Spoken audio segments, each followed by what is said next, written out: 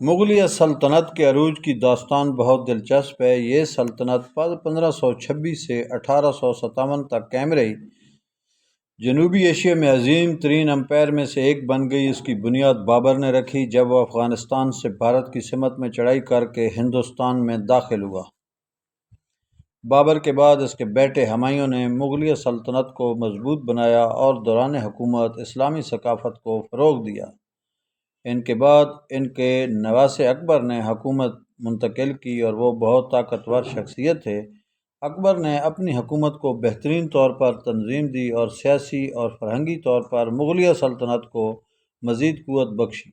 اس کے دوران مغلیہ سلطنت نے عالمیت کی ایک بلند مثال قائم کی اور ہندوستان کو ایک ادبی، فلسفی، تشریحی اور معماری روشنی کا مرکز بنایا۔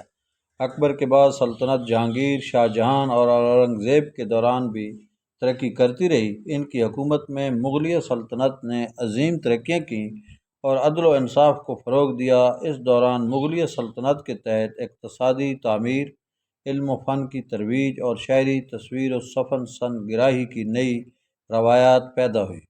مغلیہ سلطنت کا عروج اور زور اس کے آخری بادشاہ بہادر شاہ ظفر کے دور میں دیکھا گیا۔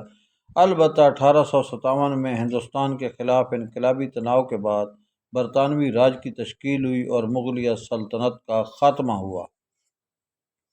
مغلیہ سلطنت کا عروج اور اس کی داستان ایک ملک واپسی، فرہنگی پیش رفت اور قوت کا نمونہ ہے جو سونے کے دور میں ہندوستان پر چمکتا رہا۔ اس کے تحت تجارت، علم فن اور تشریحی نظام کی ترویج ہوئی اور عوام کی حیثیت میں اضافہ ہوا۔